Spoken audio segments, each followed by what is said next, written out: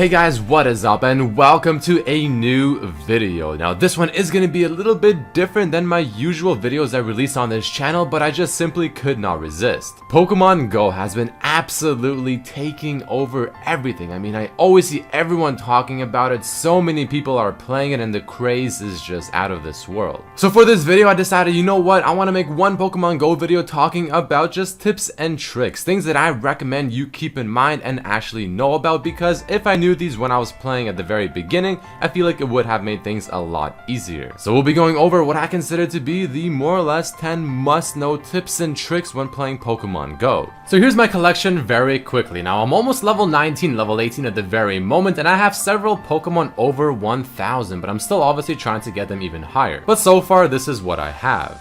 Obviously not the best Pokemon collection in the entire world, nor the highest level, but I have been spending a lot of time playing Pokemon Go, finding stuff about this myself, researching about a lot of things online as well, and I hope this video will prove to be useful. So let's get right into the very first thing I want to talk about, and this one is going to be more or less a very general thing to keep in mind. Now I highly recommend trying to catch as many Pokemon as you can, even when you see those Pidgeys or those Weedles or the Caterpies or even the Drowsies, catch them all, because usually getting Pokeballs isn't the hardest thing in the entire world. I have found several areas around where I live, maybe a 5 or 10 or even 15-minute drive or even bus, where you know there's a lot of Pokestops. I mean, you just make one route and you can keep farming them over and over and over. So getting Pokeballs really should not be a problem, and catching as many Pokemon as possible will give you as much candy as possible, which will work for something I have a bit later on into this video. You'll get a lot of experience because honestly trainer level is pretty much everything in this game. And for Pokestops, they do refresh every 5 minutes or so. So I mean, you can easily make one route around some area with a decent amount of Pokestops, and you can probably farm that out for maybe 30 minutes or so and you'll be good to go for a long time. Now speaking of catching Pokemon, there's one little trick you can do to slowly make your experience bar go up just a little bit more, and that's curving your Pokeball. You can spin it, you can throw it to the side, and it will curve, and if you do it correctly, you'll get about 50 extra experience. Now this is something very important to keep in mind, because whenever you're catching maybe one of those weaker Pokemons, the ones you're just catching for the sake of catching, like a Weedle, like a Rattata, Drowsy, or whatever, and they're fairly low CP or combat power, then you might as well try and spin the Pokeball and try to get that little bit of extra experience, because chances are catching that Pokemon shouldn't be all that difficult to begin with. All you have to do is simply spin the Pokeball. As you see it start spinning on your screen, throw it off to the side, it'll curve to the center towards the Pokemon you're trying to catch, and if you do it correctly, you'll get extra experience. The same thing applies to the ring you see around the Pokemon that constantly keeps shrinking. Whenever you throw the Pokeball and it gets inside the ring, you'll get also bonus experience. The smaller the ring you do this with, the more experience you get. And the color of the ring shows the difficulty of the catch, from green to yellow to orange to red. So be careful of the higher ones. Now whenever you're actually trying to find Pokemon or trying to stalk them out, the footprints at the very bottom right obviously do mean something. Whenever you see a Pokemon with 3 steps, that means it is relatively close to where you currently are, and if you walk the right direction for maybe a few minutes, then it'll slowly start getting closer and the footprints will decrease down to 2, down to 1 when you're very close to it, and if it's right around you but it hasn't loaded yet, it'll have 0 footprints. And if you ever see a Pokemon you're trying to find with 0 footprints, essentially you want to just stand still, wait maybe a couple of seconds, and it'll probably appear. But another thing that's very important to remember that I feel like a lot of people might not know about is when you open up that nearby Pokemon list, if they're all, for example, at 3 footprints, the order of the Pokemon in which they're listed is actually important, because the one that's listed at the very top left is actually the closest to your current location, while the one at the very bottom right is the farthest. And this can greatly help your potential to find a Pokemon when they're all listed as 3 footprints, because it does make things a little bit more difficult and awkward. Well, we've talked about finding Pokemon, we've talked about catching Pokemon, but what about when you already have a lot of Pokemon? What exactly do you want to do with them?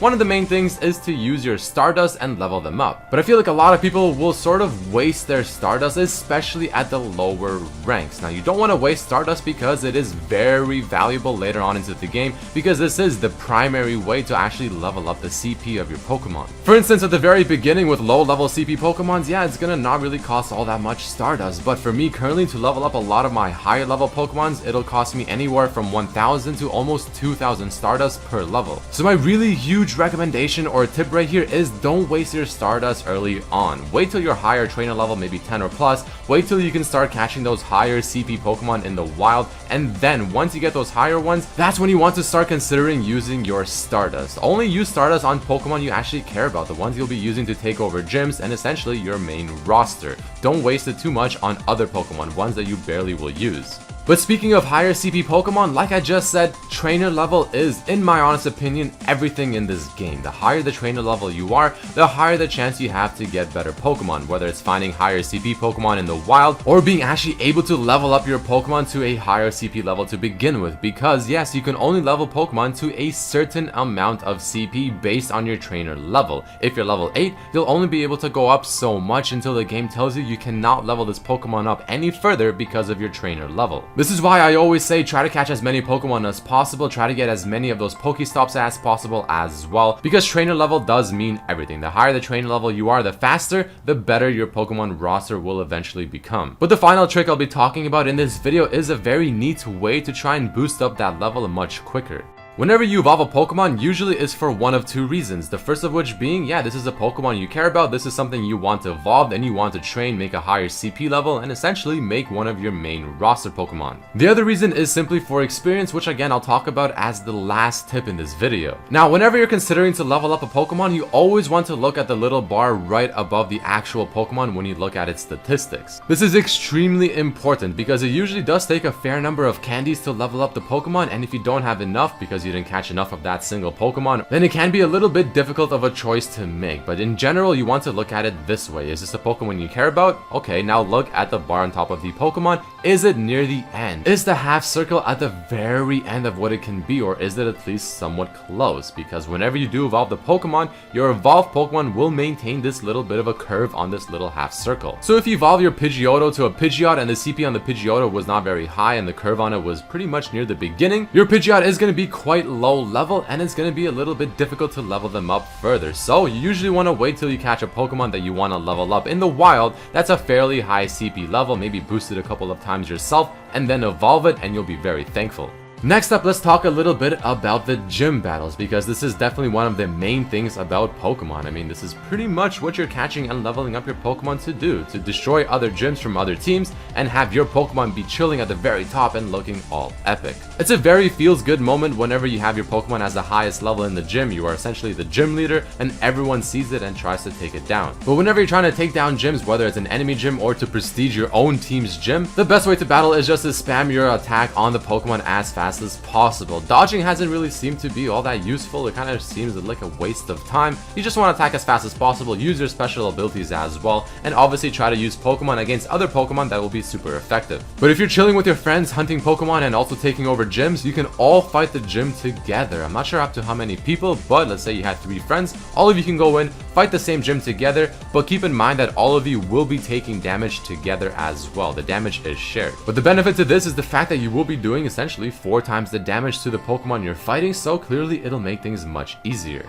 But another thing a lot of people might be a little bit curious about or wondering how exactly it works is the gym level. How does this work? What does this mean? Well, the gym level is based on the amount of Pokemon that are essentially stationed at the gym. And the way you make the gym level higher is by putting either stronger Pokemon in there, which will kind of give the gym a little bit of experience from what I've noticed, or you can fight your own team's gym. No one will actually die. Your Pokemon won't die. It'll get to 1 HP if it ever does technically die in the battle. But you're essentially fighting your own gym to prestige it. You're gaining experience for it because, again, you want to gain levels for the gym because that opens up extra slots as to Pokemon you can put in. But do remember that you can only have 1 Pokemon per gym. If you put a Pokemon that is the highest level in the gym, let's say there's 7 people and you're the highest one, that's the best option to have if possible, because it means whenever an enemy team tries to take over your gym, you will have the highest chance to remain in the gym as long as possible and maybe even stay there for longer because the team just simply cannot kill every single Pokemon in the gym. If your Pokemon is the weakest in the gym, then chances are you will be knocked out first and you will be the easiest person to knock out as well. But after you're done farming gyms, you can instantly go to the store. At the top right, it'll have a little icon telling you how many gyms you currently have Pokemon in, and you can press that button every 22 hours. It'll give you a little bit of a reward. And this reward will consist of 500 Stardust per gym you have controlled,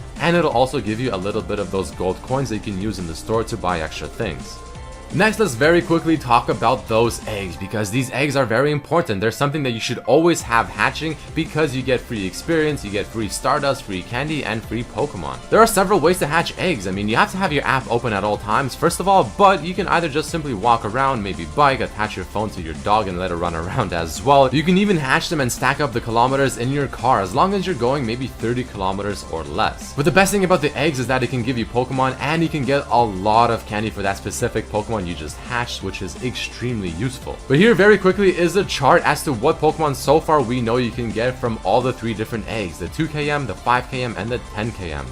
And the final tip of this video that I want to talk to you guys about is a very important one. This is one of the best ways to level up other than just spam catching Pokemon. So I'm sure most of you have seen those lucky eggs in your inventory that give you double experience for 30 minutes. Now these are very useful, make sure not to waste them. And here's the best way to use them as well to get maximum experience. You want to catch as many Pidgeys, Weedles, and Caterpies as possible because these are the Pokemon that only require 12 candy to level up or to evolve. This is extremely important because as far as I know, it doesn't matter which Pokemon you're evolving, they all give the same experience, being 500, but if you have the egg on, that's 1000. So you stack up on these Pokemon, activate the egg, and you start evolving every single one as long as you have enough candy, and then you get a ridiculous amount of experience. And make sure to transfer all of your low-level Pidgeys or Pidgeotos for extra candy because you get 1 candy per Pokemon you transfer for that type of Pokemon, which you can also use to evolve another Pidgey after that. But even better, you can do this while you're about to hatch some eggs, especially if you haven't really discovered a lot of Pokemon just yet from the eggs themselves, because again,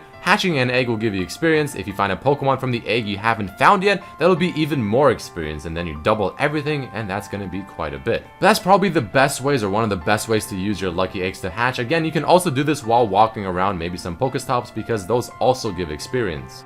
But there you guys have it, my 10 must-know tips and tricks when playing Pokemon Go. I do hope that these were informative or useful and that maybe you have learned something new. If you did enjoy this random Pokemon video on my channel, then let me know by hitting that like button. If you found it useful or informative, then let me know as well. Make sure to share this with your friends, subscribe if you haven't, check out my other videos as well that are League of Legends. But I truly thank each and every one of you for watching, and I hope to see you for my next video. Peace.